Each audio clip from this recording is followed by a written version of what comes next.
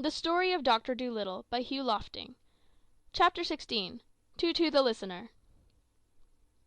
Having thanked the sharks again for their kindness, the doctor and his pet set off once more on their journey home in the swift ship with the 3 red sails. As they moved out into the open sea, the animals all went downstairs to see what their new boat was like inside, while the doctor leant on the rail at the back of the ship with a pipe in his mouth, watching the Canary Islands fade away in the blue dusk of the evening.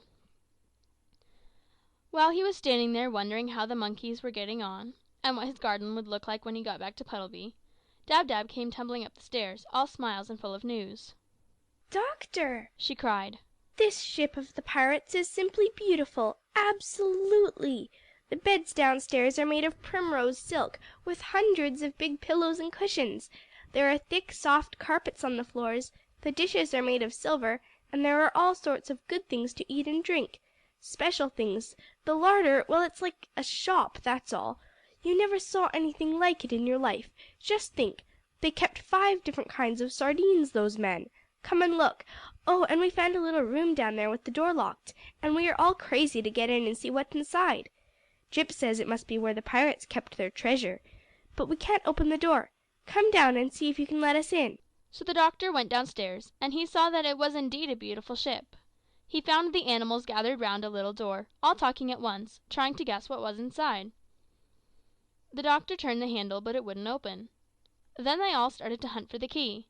They looked under the mat, they looked under all the carpets, they looked in all the cupboards and drawers and lockers, in the big chests in the ship's dining room, they looked everywhere. While they were doing this, they discovered a lot of new and wonderful things that the pirate must have stolen in other ships. Cashmere shawls as thin as cobweb, embroidered with flowers of gold, jars of fine tobacco from Jamaica, carved ivory boxes full of Russian tea, an old violin with a string broken and a picture on the back, a set of big chessmen, carved out of coral and amber, a walking stick which had a sword inside when you pulled the handle, 6 wine glasses with turquoise and silver round the rims, and a lovely great sugar bowl made of mother of pearl. But nowhere in the whole boat could they find a key to fit that lock. So they all came back to the door, and Jip peered through the keyhole, but something had been stood against the wall on the inside, and he could see nothing. While they were standing around, wondering what they should do, the owl, Tutu, suddenly said, "Shh!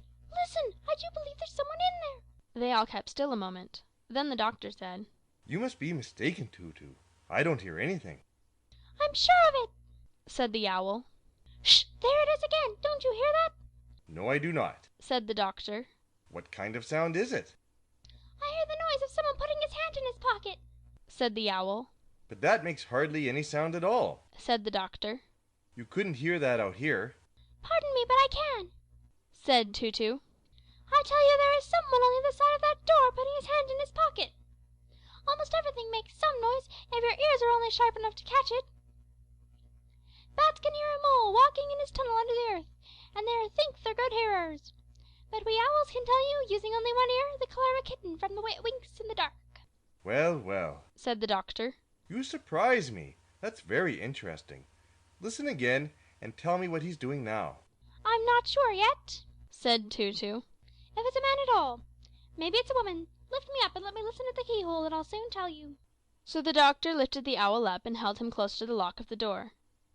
After a moment, Tutu said, "Now he's rubbing his face with his left hand. It is a small hand and a small face. It might be a woman. No, now he pushes his hair back off his forehead. It's a man, all right," "Women sometimes do that," said the doctor. "True," said the owl. "But when they do, their long hair makes quite a different sound. Shh! Make that fidgety pig sit still. Now all hold your breath a moment so I can listen well.